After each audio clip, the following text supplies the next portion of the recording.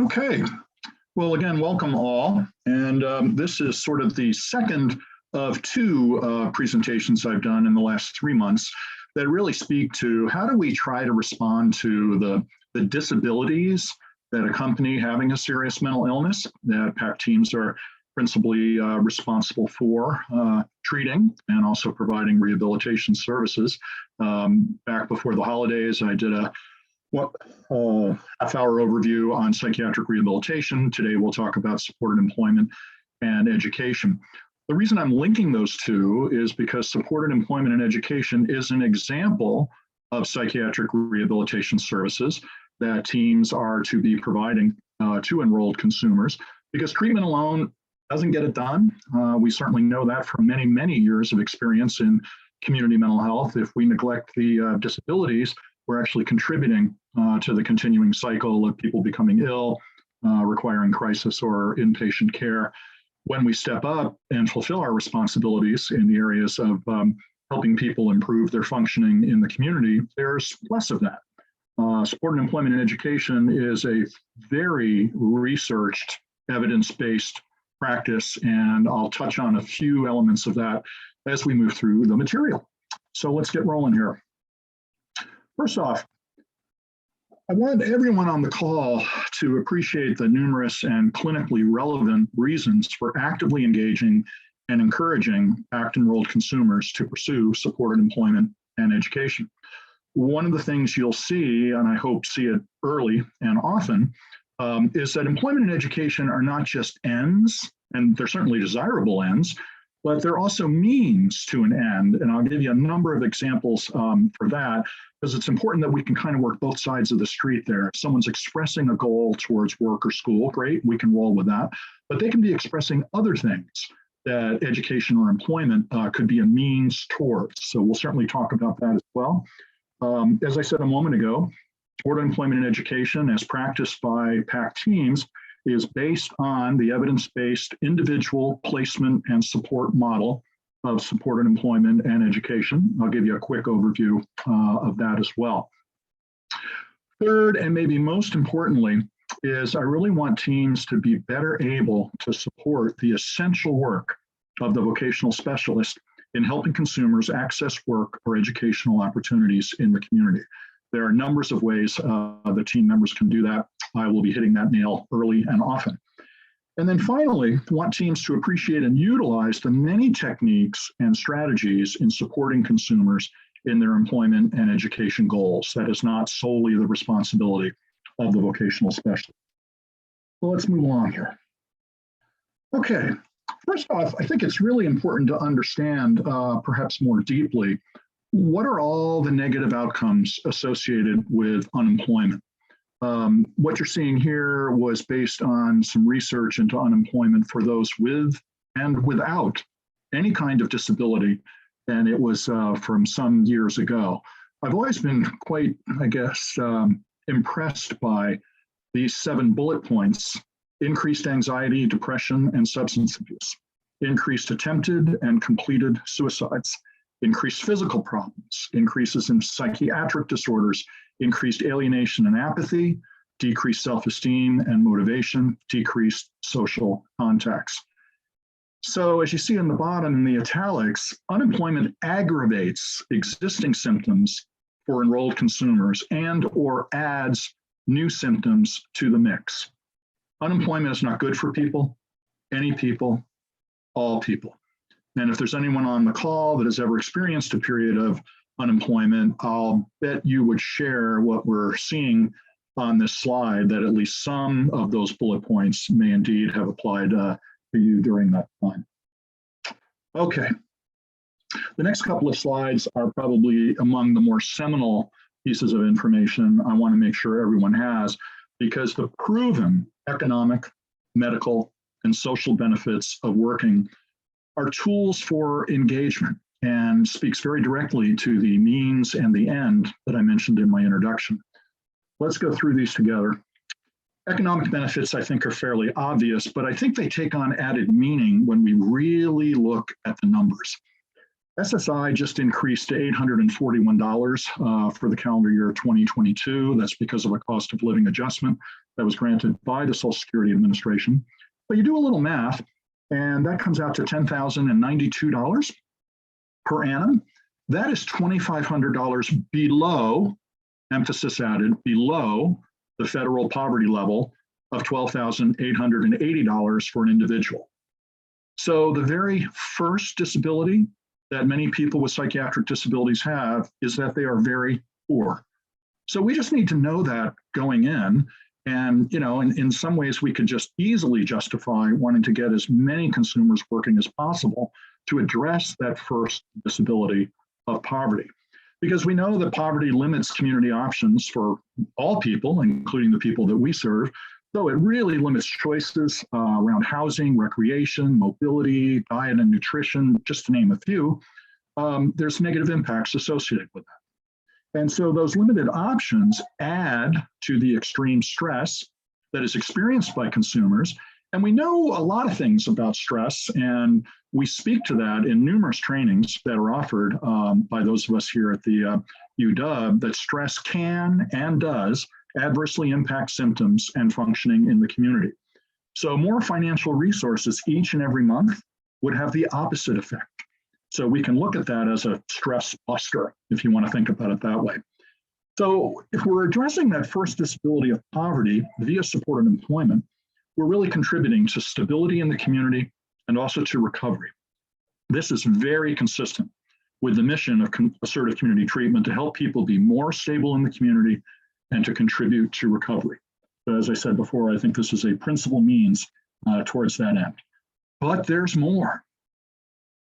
Medical benefits associated with working.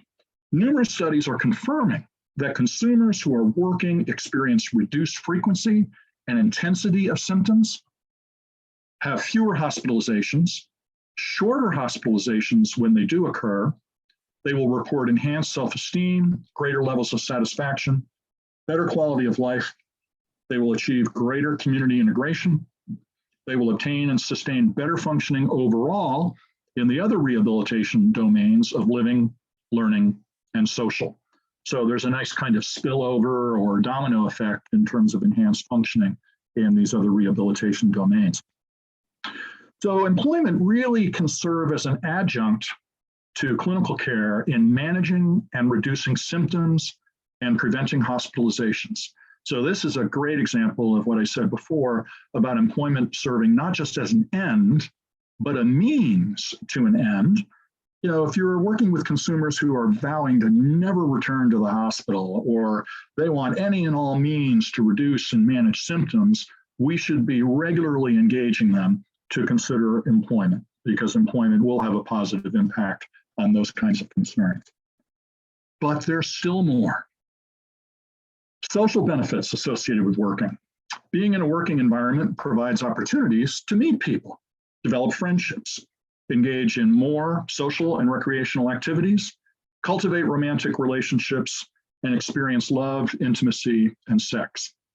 So here we are again. Employment can be a means to an end, such as friends, recreation, and romance, and not just an end. So employment can and should be offered to consumers who voice complaints of feeling lonely, isolated, lacking social and recreational opportunities, a romantic life, and so forth. So these economic, medical, and social benefits of employment should be consistently shared with consumers by all team members, and the vocational specialist serves as the head cheerleader here. So just consider if you can keep those economic, medical, and social benefits tucked away up your sleeve when you're engaging with people. These are some things that I think have import in trying to engage people and get them going with us. Okay, what about school? Well, the preceding benefits of employment apply to consumers when in an educational setting, except for the economic, obviously the immediate and positive impact on poverty. But that benefit is delayed as the consumer applies him or herself to his or her studies. The delay can be short-term, because what we find often is that students may desire increased income to support doing more social and recreational activities with other students. So it's not unusual if we were to get someone going in school for them to want to get a little part-time employment so they can do things with other students that they're meeting both on and off campus. But even if it's delayed longer term, the economic benefits of beginning and completing an academic program are clear and well known. So once again, education is a way up and out of poverty. And for that reason alone, it is deserving of our support. We'll talk a bit more about supported education towards the end of this presentation. Okay. So as I said before, supported employment in education is an evidence-based practice. It's based on significant research by Gary Bond's team, originally at Dartmouth. The Fidelity Scale for supported employment in education was developed. It was revised in 2008. So similar to Fidelity reviews for PACT teams, freestanding supported employment programs also have Fidelity reviews based on this Fidelity Scale that was created at Dartmouth. Supported employment in education in PACT teams is based on this evidence-based model. So best practices in supported employment in education recognize 8 elements and 5 core services as being the most significant. And what we're going to do is take a brief look at each one. I'll speak to specialist as well as team responsibilities related to each one. So this really can be embraced and practiced as a group effort. So here are the 8 elements. It's always about competitive employment and education that is community-based and always in integrated settings. And by that, I mean it's not confined solely to people with disabilities, psychiatric or otherwise. That is always the goal. Supported employment services are always integrated with treatment. We have an easy advantage there because of the daily team meetings with PACT, and I'll speak to that a little bit more. Zero exclusion is a really important element. That eligibility is based on consumer choice. We don't exclude people for the very reasons they come to ACT teams for services. I'll speak to that a little bit more. It's really driven by attention to consumer preferences. As I learned this model a few years back, I was really impressed by the fact that it was based on just a real common sense approach. It's likely that people will stay in jobs longer if those jobs are attractive and in keeping with their preferences. As in, we don't place people in jobs that are just easy to get and then scratch our heads and wonder, well, why did they walk off the job? They walk off the job because they didn't care for it. So if we find jobs that people actually care for, we're taking important steps towards longevity, sustainability, as well as success. Benefits planning and financial literacy is really important. We have to dispel the myths associated with going to work as a threat to people's disability cash benefits or the related health insurance. Rapid job search or assistance in enrollment demonstrates to enrolled consumers that we take their interest in work or school seriously, and so we jump. And systematic relationship development and networking with employers and educational providers is where jobs are found and where good opportunities for people to enroll in academic institutions exist. We don't really find that those happen through the traditional kinds of means for job seeking. And the 8th element is time unlimited support. Obviously, that would be confined to someone's stay or length of service with a PACT team, but obviously would be identified if someone were transitioning from a team to a lower level of care. We would want to make sure that that's an important element that is shared with the receiving provider. Let's look at each of these a little bit more and we'll move along. So as I said, it's always a mainstream competitive job or classroom in the community where others work or others attend school. Has to pay at least minimum wage, has to include people that do not have a disability. That's what we mean by integrated.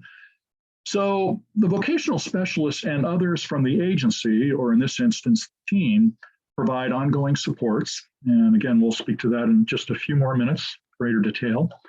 No positions that are set aside for people with a disability. You know, in your own travels through the community, you might enter businesses and see a clearly identified person with a disability in a specific role. We won't work jobs like that. We will deliberately seek things that are more integrated that really anyone within a store or other kinds of employment site could perform. Importantly, this evidence-based practice of supported employment and education is intended for those with the most severe challenges and or disabilities. And I think that's important to remember, that we don't want to skim, we don't want to only provide supported employment and education services to those that maybe have fewer challenges, or those that are more adherent to treatment or farther along in recovery. This really works and enjoys the greatest utility with those that have significant challenges or disabilities. Integrated with treatment. As we said, there's a good infrastructure in place already in terms of the daily team meeting. So for those that are already working or in school, discussions in team meeting and elsewhere would focus on clinical and rehabilitative information that's relevant to work or school. And they can include things such as, side effects from medication, persistent symptoms, cognitive difficulties, or other rehabilitation needs. And so teams collaborate and share information and come up with the plan for the day, the next couple of days, the next week, to try to turn some things around that may be of concern and are potentially interfering with someone's performance on the job or in school. The other thing that I hope happens, and really want to encourage teams to do, is for those not yet working or in school, team members can and should ask, well, how could C services help here? The idea is to share information, develop ideas for the vocational specialist and the team to help consumers improve their functioning. And again, that gets back to the fact that supported employment and education is an example of psychiatric rehabilitation, which is all about improving people's functioning in the community. Again, cheerleading is a transdisciplinary responsibility. Everyone needs to be pro-work, pro-school, weaving that into their contacts with enrolled consumers, making sure that there are no mixed messages in terms of, oh, no, you're too sick to go to work, or, oh, no, you're not adherent to your treatment yet, so we can't consider you for work. Remember what I said about means to an end. And there need to be consistent messages of pro-work and pro-school. I can tell you that one of the prescribers for an unnamed team in our state actually prescribes employment. When in encounters with enrolled consumers, there's questions about, why aren't you working? Well, in addition to this medicine, I really would like you to consider working. Have you met with our voc specialist? Could I connect you or introduce you to the voc specialist? That person walks on water as far as I'm concerned, because they really, really take seriously that we have to do more than just treat the illness. Okay. Based on consumer choice. So everyone who wants to work or go to school is eligible for supported employment and education. We don't exclude people because they're not ready. Oh, you got a poor work history, you got a multiple hospitalization history, active substance use, lack of treatment compliance or adherence, symptoms or other characteristics. Those are not exit criteria. So the team develops a culture of work and school where all team members encourage consumers to consider working or going to school, and then change conversations can happen. So someone that has active substance use, someone not compliant or adherent with prescribed treatment, someone with a lot of symptoms, can we engage with them? Stages of change, stages of treatment. Can we talk about things that would facilitate moving towards that goal, things that would interfere with moving towards that goal? Can we start getting some traction? Again, what I was saying earlier about means to an end. Consumer preferences. Again, this is sort of the common sense that services are based on preferences and choices rather than jobs or educational programs that are easy to find or rely on a provider's judgment. I can't tell you the numbers of times early in my career we would find a sympathetic employer really willing to work with us, and we would place someone with that job and they would walk off the job in a matter of days or weeks, and we'd scratch our head and wonder why. And occasionally when we circled back to the person and could have a good conversation about that, they would say, because I didn't like the job. So thankfully, the researchers really confirmed some of our suspicions on the front lines and said, well, we really need to go about this differently. So another piece to consumer preferences is we want to have a conversation with people about disclosing their disability to the employer. That has a dramatic effect on how employment services are provided. And there's a lot of good reasons for disclosure. There's a fair number of reasons why someone might choose not to disclose, but it's important that we can examine and dialogue on the nuances associated with disclosure, and that would not be something solely the responsibility of the voc specialist. I can see other members of the team helping with that. So what happens in that attention to consumer preferences is a vocational or educational profile is developed by the voc specialist, which builds on the information collected in the PACT revised comprehensive assessment. So the piece on education and employment that's in the revised comprehensive assessment is inadequate to proceed in providing supported employment and education services. There is additional assessment that is required if we're going to do a good job of that. And just as is the case with other assessment, the completed assessment drives all subsequent services, beginning with the job development, or in the case of school, academic program development. As I said, benefits planning, financial literacy is important. People will have more monthly income combined if they are working and receiving benefits. This in itself is a great engagement point. What will you do with the extra income? Helping someone dream about what they would do is absolutely some of the best work I think anyone on a PACT team can do in terms of maybe moving someone towards employment. It could be something as basic as, I really hate Safeway Cola. I want to have enough money to be able to buy Coca-Cola because it tastes better. Consider that for a moment. And to have a hand in helping to move someone towards the dignity of being able to choose between the store brand and the name brand. And so what we do in terms of training the specialists is the basics on work incentives, that again, you'll have more money each month by working and receiving benefits and protecting eligibility, especially for needed health insurance. A related point here is that who's going to take care of reporting income to Social Security and DSHS? Who's going to do so?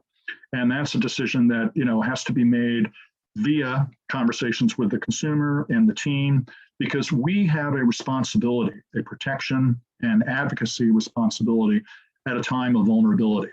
So on the one hand, if we tell people, oh no, there'll be no adverse actions towards your eligibility for your benefits, and then it subsequently happens, our reputations will go in the toilet. So again, consider word of mouth. If we step up and we assure that people will have uninterrupted benefits, they'll talk to others about that. And then that will drive more business our way. Regarding school, we want to really be careful around financial aid, student loans, et cetera, to avoid victimization. If you follow media in any form, periodically, there's all these stories about people being signed up to join this school, that school, walking through getting all these student loans. Then we find that the program is inappropriate for them. They flunk out, and now they've got $10,000, $15,000, $20,000 in student debt and a ding on their credit report. So we just want to vet those kinds of programs very carefully to assure that people are not victimized. Rapid search. As I said, we want to take it seriously. If someone says the magic words of, I want to work, I want to go to school, the entire team can help here. And generate ideas that the specialist and or the consumer can follow up on. There's a lot of different ways to go about that, more than I can get into in this brief overview, but something I do cover in detail with the voc specialist and others that might choose to attend training in supported employment and education. Systematic development. This is one for the team to really try to embrace and help the specialist. In all my years of both doing supported employment and training others in it, the voc specialist needs time to be out in the community, visiting various businesses and schools, because that's where they learn about jobs that are never, ever listed at employment sites. So it's all about the network. It's all about getting out there, getting to know business and industry, meeting people. It's that networking. That's where the jobs are found for people with psychiatric disabilities. And if you ponder that for a moment, again, it's very common sense. Our people will probably not very often present well on paper or via an electronic application. There'll be huge gaps between jobs. There'll be short duration of jobs. That is not going to rise to the top of the pile and get someone, an interview. However, a voc specialist networking with an employer, sell the program, and represent the person about how I really think this is a good match, and let me tell you all the reasons why. Employers might go, all right, I'd be willing to meet with them, and that's how it happens. So the voc specialist has to spend considerable time in the community to build that network. The team and the team leader must support that work and time, or jobs and school placements will be short and few. And then we get to job coaching. This is another area where the team definitely has some shared responsibility. Coaching is influenced by the disclosure decision. Obviously, with disclosure, the voc specialist can visit the person on the job, can coordinate services and help to both the employer and to the employee. If there's a no to the disclosure decision, then everything has to happen off-site. So that's an important element in and of itself. It's very much centered on problem solving and support oriented. And by that, I mean, the vast majority of people with psychiatric disabilities are going to learn the job and the basics of it fairly quickly. It's negotiating the many interpersonal relationships that are found in any workplace where people often stub their toe. So that's where the support of the specialist and the support of the team comes in. I would add the natural supports can also be tapped here. As I said, we can do on-site coaching with disclosure. Off-site coaching can happen both with disclosure, but obviously it's the only way we can coach people if they choose not to disclose. Time unlimited support, we talked about it, that as long as the person's enrolled with the team and needing the services of the voc specialist, but at some point they may reach stability on the job and then they could be transitioned from the vocational specialist, which then obviously frees that person up to serve new people that are joining the team. Okay, another way to look at this as we head to the finish line, these are the 5 core services, and this is per the supported employment and education model. This is helpful in terms of just sort of understanding, like, where are we in our work with so-and-so? So, you know, engagement is pretty self-explanatory. The team can certainly help here via the consistent sharing of the economic, medical, and social benefits associated with working. Assessment is primarily the responsibility of the voc specialist, but the team hears things in their provision of services to the person. These should be passed on to the voc specialist. Like, for example, if you were to share one of the economic, social, or medical benefits associated with employment and that sparked something, that's something you absolutely would want to pass on to the voc specialist. Job development. The team can help in identifying and sharing leads via their own networks or travels in the community. You enter a place of business that has a help wanted sign in the window. Maybe you know the manager and you just check in what kind of opening, what kind of position, and then you pass that on to the voc specialist. That would be one example. Job placement. Locating jobs in schools that meet preferences and then assisting the person with application resumes, role-playing interviews, assistance with starting on the job. The team can help with resources and supports here that are needed for a good start on the job. And so I could see that happening in the context of, the services the mental health professional provides, or that the peer counselor provides in terms of tactics and strategies, or if you hit a bump in the road, what will you do? And let's make sure you've got the skills and supports necessary, to have a good placement and a good start. Similarly, when we talk about coaching and follow-along supports, team can help in supporting the consumer in skillfully and successfully negotiating all the interpersonal relationships encountered at work and school. This is one of the most important elements in jobs becoming sustainable. Because as I said earlier, learning the job, typically short time period, and they're good to go. It's all that social interaction stuff, which can be difficult. And we have skills and strategies to help with that. All right, let me quickly cover just a little bit on supported education, and then we'll be done. As we all know, many folks that we serve have had their academic lives disrupted as a result of developing a serious mental illness. So, as is the case with employment, we can help people be successful and satisfied in resuming or pursuing educational opportunities. And it's pretty much the same as we do with employment, just kind of changing the environment around a little bit. Education is a portal to a better life and a more integrated community life. And that's a worthy goal for the people that we serve. What was or is true for us is equally true for the people that we serve. So the same elements of engagement, assessment, development, placement, and coaching are used by the voc specialist and team in supporting a consumer's academic pursuits. Here's just a few of the things that I generally will encourage the voc specialist to do. It's, again, community-based work. Got to get to know campuses.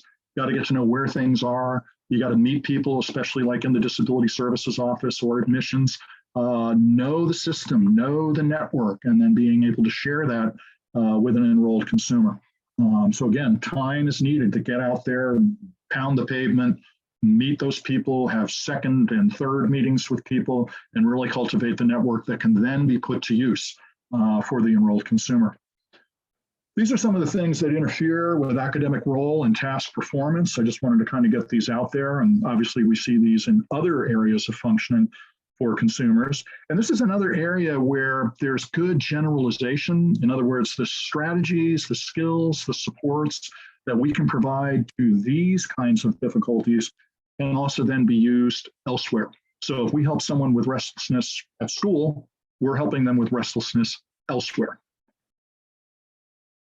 And we also find that there's common problems with executive functioning and memory. There's a number of skills and strategies and supports we can provide to help people with planning, attention, memory, reasoning skills. All of these are needed for people to succeed in an academic setting. And we've got a lot of things we can do to help people with those. You can always see me or your voc specialist for additional information there. So to conclude, the three-legged stool, the essential elements of assertive community treatment are treatment, rehabilitation, and support. So put another way, teams provide treatment of the illness via things such as medications and empirically supported psychotherapies, and provide rehabilitation services such as psych rehab and supported employment and education to improve role and task performance, and provide supports to the person to be more successful and satisfied in their community life. Doing all three provides a stable stool for recovery, and that must always be the goal. So happy to take any comments or questions or anything that I could clarify a bit more. We've got a few more minutes before we shift to the case presentation. Be happy to hear from you.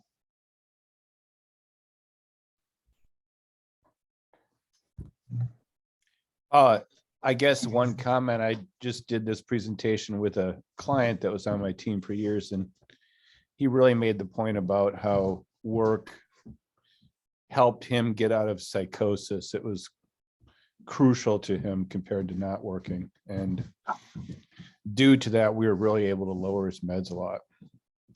Oh, well, ain't that a nice fringe benefit, if I can use those terms. Steve, that almost reminds me, pretty closely. I worked with a consumer years ago who had just the gift of gab. And she said during an employment dinner one night that vacations are only fun when you're working. Yeah, exactly. It just staggered me. And when I asked her, tell me more about that, she said, well, as much as we enjoy vacations and probably don't want them to end, I mean, at some point they do end and we go back to work. Yeah. What if they never ended? Yeah. So that's just another way to think about it. Yeah, exactly. Yep. What else are people wondering about? Happy to take questions or comments.